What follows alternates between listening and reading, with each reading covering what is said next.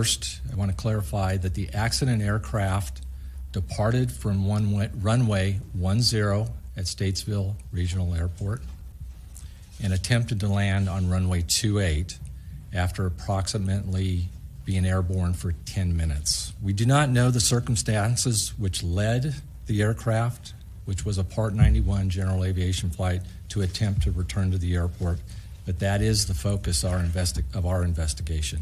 I also want to clarify a question I received yesterday about a potential text from a passenger on board the aircraft.